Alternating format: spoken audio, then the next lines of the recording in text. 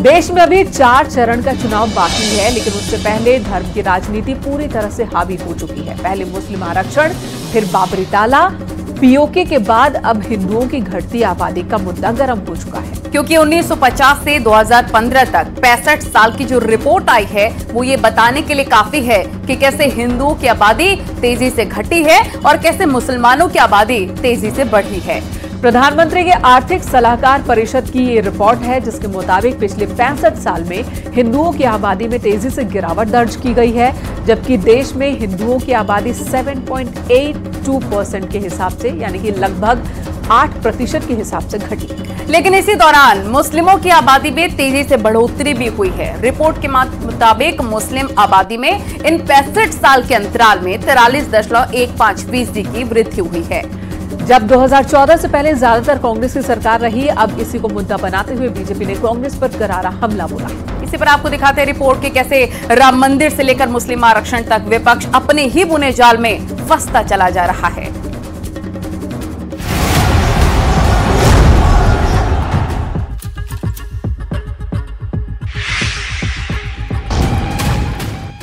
तीन चरण का चुनाव जैसे ही खत्म हुआ, बचे 4 चरण के लिए बीजेपी को चुनावी हथियार मिल गया। कभी राम मंदिर पर राम गोपाल के बेकार बोल, कभी पीओके पर फारूक अब्दुल्ला का पाकिस्तान प्रेम, तो कभी मुस्लिम आरक्षण पर लालू यादव का सेल्फ गोल। हम रोज राम के दर्शन करते हैं, पर मंदिर नहीं गए आप लोग। वो मंदिर तो बेकार का है। बेकार का है और क्या, मंदिर ऐसे बनाए जाते हैं? मंदिर ऐसे नहीं बनते। पुराने मंदिर देख लीजिए कैसे बनते, दक्षिण से लेकर उत्तर तक। नक्शा ठीक नहीं बना, उसका वास्तु के लिहाज से ठीक नहीं बनाया गया मंदिर को।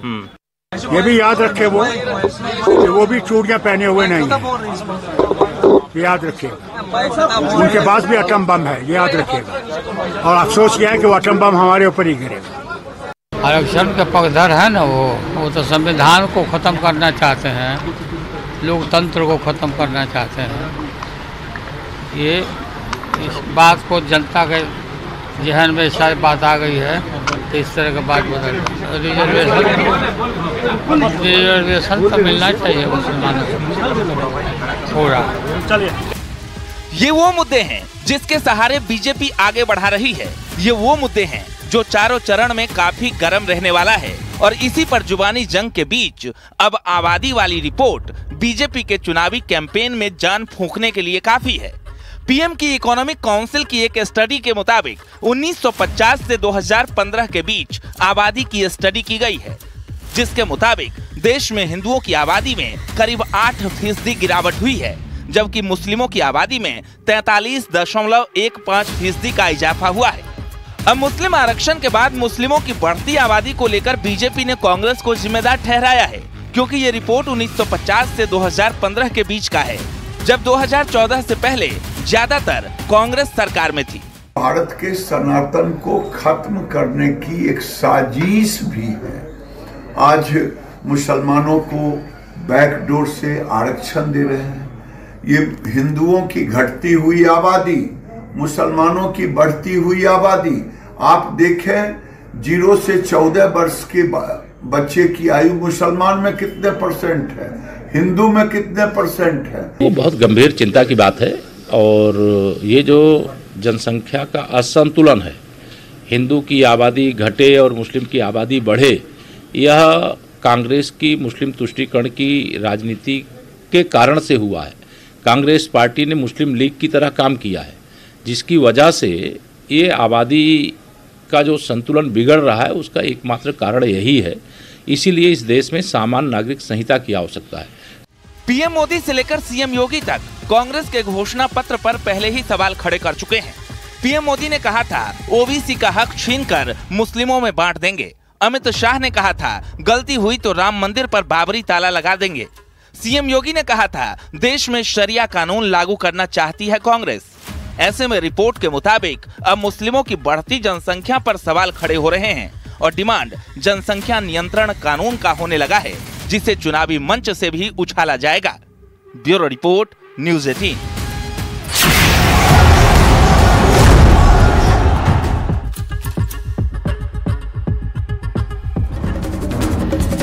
उत्तर उत्तर प्रदेश में 13 मई को 13 सीटों पर चुनाव हो रहा है। चौथे चरण की सबसे खास बात यह है कि 2019 के लोकसभा चुनावों में इन सभी सीटों पर बीजेपी ने जीत का परचम लहराया था और इसी को बरकरार रखने की चुनौती भी बीजेपी के सामने है। वार पलटवार शुरू हो चुका है। चुनावी मंच से सीएम योगी चौथे चरण को राम भक्त बनाम राम विरोधी के बीच का चुनाव बता रहे हैं। तो अखिलेश यादव बुनियादी मुद्दों की बात कर रहे हैं।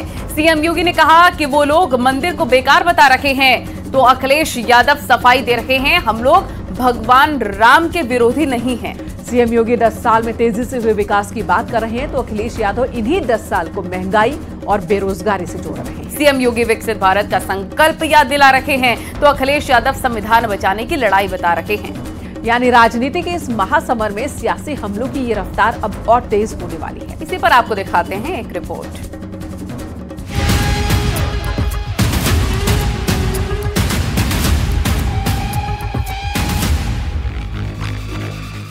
लोकसभा चुनाव में चौथे चरण के रण की तैयारियां चल रही हैं। इन्हीं तैयारियों के बीच उत्तर प्रदेश में बड़े बड़े नेता मोर्चा संभाल चुके हैं। एक तरफ इंडिया गठबंधन से अखिलेश यादव मैदान में हैं, तो दूसरी तरफ अमित शाह, जेपी नड्डा और खुद सीएम योगी ताल ठोक रहे हैं और उन मुद्दों को उठा रहे हैं जिसमें विकसित भारत है, विरासत का सम्मान है। पूरा चुनाव अब तो राम भक्तों रामद्रोहियों के बीच में बंट करके रह गया है। एक और राम भक्त है, पूरे देश का राम भक्त एक और खड़ा है और वह एक स्वर से बोल रहा है, जो राम को लाए हैं हम उनको लाएंगे। और दूसरी तरफ रामद्रोही है, वे कहते हैं मंदिर बेकार बना है। जो भाषा हमें सुनने को मिल रही है बीजेपी के नेताओं की, इससे लग रहा है कि बीजेपी के लोगों का बैलेंस डगमगा गया है और ऐसा डगमगाया है कि सभी बुनियादी मुद्दे भूल गए हैं। वो जो बुनियादी सवाल है किसान के, नौजवान के, महंगाई के, बेरोजगारी के, वो सब भूल चुके हैं। सीएम योगी एक दिन में 3-3 जनसभा को संबोधित कर रहे हैं, तो अखिलेश यादव भी पीछे नहीं हैं। लेकिन बीजेपी ने इंडिया गठबंधन को घेरने के लिए जिन चेहरों को यूपी के मैदान में उतारा है, उनके हमले अब तेज हो चुके हैं। अमित शाह, राहुल गांधी और अखिलेश यादव पर निशाना साध रहे हैं, तो जेपी नड्डा बता रहे हैं पीएम मोदी की दूरदर्शिता। भाइयों बहनों, ये राहुल बाबा कहते हैं हम एक झटके में गरीबी मिटा देंगे। अरे राहुल बाबा, आपका ट्रैक रिकॉर्ड देखो। आपकी दादी ने एक झटके में आपातकाल लगाया, पिताजी ने एक झटके में ट्रिपल तलाक को फिर से इंट्रोड्यूस कर दिया और आपकी पार्टी ने एक झटके में पिछड़ा समाज का आरक्षण छीनने का काम किया है। इस बात के लिए चुनाव में आए हैं कि मोदी जी के नेतृत्व में विकसित भारत के संकल्प को पूरा करेंगे। इस काम के लिए हम आगे आए। ये बदलता भारत है, ये बदलता भारत है। आज लोगों की आकांक्षाएं, आशाएं बदली हैं। लोगों के समझ में आया है कि नहीं, नेता देश को बदल सकता है, नेता देश को नेतृत्व दे सकता है। और जो भारत पिछड़ा भारत था, आज दुनिया में इसकी डंका बज रही है और दुनिया में देश का नेतृत्व करने का काम मोदी जी ने किया है। यह हमारे ध्यान में आता है। उत्तर प्रदेश में चौथे चरण में 13 सीटों पर लोकसभा चुनाव होना है।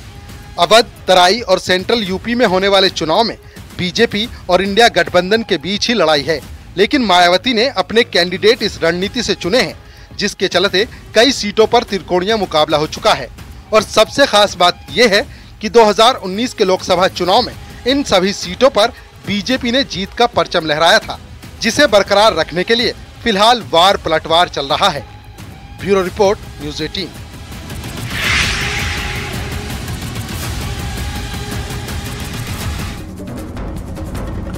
प्रधानमंत्री मोदी का 10 साल पुराना बयान काफी चर्चा में रहा था, जिसे उन्होंने 2014 में नॉमिनेशन के दौरान कहा था। उन्होंने कहा था कि ना मुझे किसी ने भेजा है, ना मैं यहाँ आया हूँ, मुझे तो मां गंगा ने बुलाया है। प्रधानमंत्री का ये बयान अब 2024 में चरितार्थ होता नजर आ रहा है, क्योंकि 14 मई को प्रधानमंत्री नामांकन करेंगे और उस दिन गंगा सप्तमी का पर्व भी है।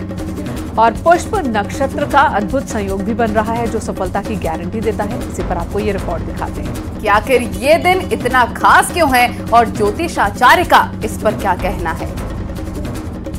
में नहीं था, तब भी जब यहाँ आता था, कई बार आया, लेकिन लग रहा था कि हाँ कुछ करना चाहिए, होना चाहिए। लेकिन पता नहीं, शायद भोले बाबा ने तय किया होगा,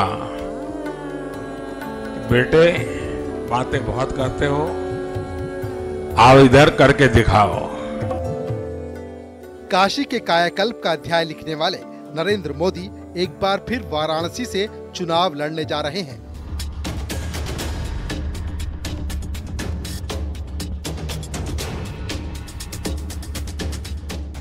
लगातार तीसरी बार प्रत्याशी बनने के बाद गंगा पुत्र नामांकन करने काशी पधार रहे हैं और उस रिकॉर्ड को कायम करने जा रहे हैं जो अब तक किसी ने नहीं किया।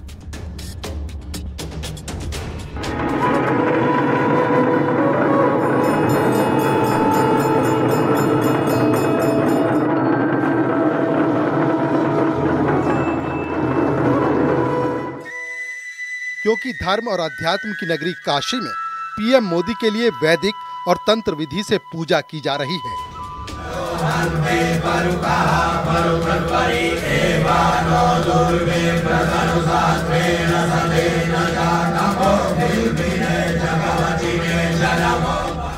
बाबा विश्वनाथ के धाम को बुलंदियों पर पहुंचाने वाले पीएम मोदी वाराणसी में न सिर्फ नामांकन करेंगे, बल्कि एक दिन पहले भव्य रोड शो भी करने जा रहे हैं, जिसकी तैयारी पूरी हो चुकी है। तो वहीं ज्योतिष शास्त्र के मुताबिक पीएम मोदी के नामांकन का जो दिन चुना गया है वो बेहद अहम है। पीएम मोदी 14 मई को काशी से नामांकन करेंगे। 14 मई को गंगा सप्तमी है और इस दिन किसी कार्य का विशेष फल मिलता है। कहा जाता है कि पुष्य नक्षत्र का दिन राज सत्ता का अद्भुत संयोग है। पुष्य नक्षत्र में कार्य करने से सफलता मिलती है और 14 मई मोदी को राज सत्ता का भोग दिलाने की गारंटी भी देता है। तभी तो ज्योतिषाचार्य भी मान रहे हैं पीएम मोदी फिर से रिकॉर्ड कायम करने जा रहे हैं। नरेंद्र मोदी जी देश के जो यशस्वी प्रधानमंत्री हैं, उनका नामांकन होने जा रहा है 14 तारीख को। दिन होगा मंगलवार, तिथि होगी सप्तमी। अगर हम तिथि, वार, नक्षत्र, योग और करण का अवलोकन करते हैं तो बहुत अच्छा एक संयोग बन रहा है, एक अच्छा मुहूर्त स्थापित हो रहा है। हम देखते हैं कि तिथि तो सप्तमी तिथि है, जिसका स्वामी होता है सूर्य। सूर्य ग्रहों का राजा है, तो राजकीय पद के लिए वह नामांकन करने जा रहे हैं, देश का नेतृत्व करने के लिए वह नामांकन करने जा रहे हैं। तो ये वार अपने में बहुत महत्व का वार है। बीजेपी से परे अगर आम जनमानस की बात करें तो वाराणसी में मोदी के प्रशंसक अपने अपने तरीके से जीत की कामना कर रहे हैं, जिसमें अनोखा प्रचार, तंत्र, पूजा और अनुष्ठान भी शामिल हैं। कि सनातन धर्म उज्जवल हो, भारतवर्ष विश्व गुरु बने, उसे इस वर्तमान समय में एक ही व्यक्ति योग्य है जो सर्व जग जाहिर है, माननीय प्रधानमंत्री नरेंद्र मोदी जी। इनके लिए हमने विचार किया कि इनके विजय के लिए कार्य होना चाहिए। जो देश का हित चाहते हैं, देश का भला चाहते हैं, जो चाहते हैं कि हमारा देश मजबूत हो, पुनः विश्व गुरु बने, जो चाहते हैं कि हमारे देश की धाक पूरे विश्व में जमे, जो चाहते हैं कि हमारा देश विश्व बंधुत्व के राह पर और आगे बढ़े, जो चाहते हैं कि हमारा देश पूरे विश्व को दिशा दिखाए, जो चाहते हैं कि हम सभी देशवासी सुरक्षित रहें, आगे बढ़ें, समृद्ध रहें, स्वस्थ रहें, उन सब की कामना है कि आदरणीय प्रधानमंत्री श्री नरेंद्र मोदी जी पुनः जीतें, भारतीय जनता पार्टी की विजय हो। गंगा सप्तमी के दिन पीएम का नामांकन करना उनके मजबूत संकल्प को मजबूत आधार देगा। वहीं पीएम मोदी की तरफ से इस दिन को चुनना सनातन धर्म के प्रति विश्वास और आस्था का मजबूत उदाहरण भी पेश कर रहा है। वाराणसी से न्यूज़ 18 के लिए रवि पांडे की रिपोर्ट।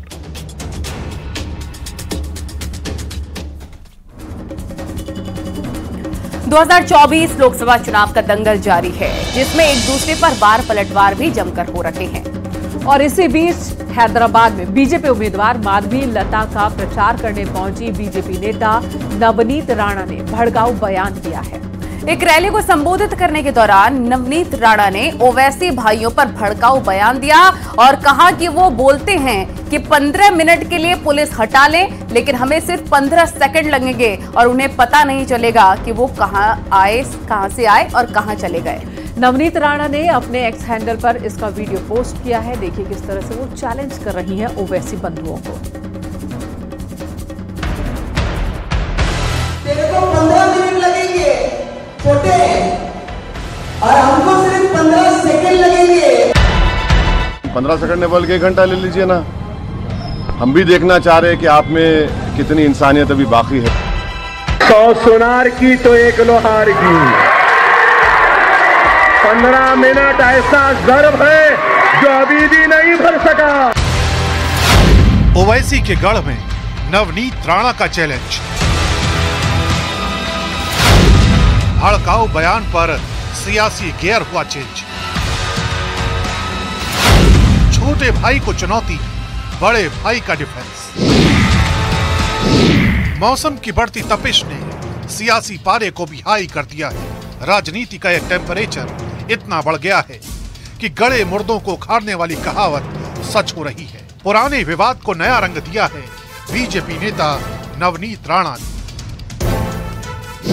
छोटा बोलता है कि पुलिस को 15 मिनट हटा दो, तो हम दिखाएंगे बोले कि क्या कर सकते हैं।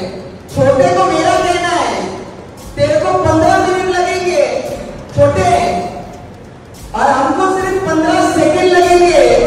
15 सेकंड पुलिस को हटाया। तो इस तरह से एक अलग ही बखेड़ा महाराष्ट्र में शुरू हो चुका है। यहाँ रुकेंगे छोटे से ब्रेक के लिए।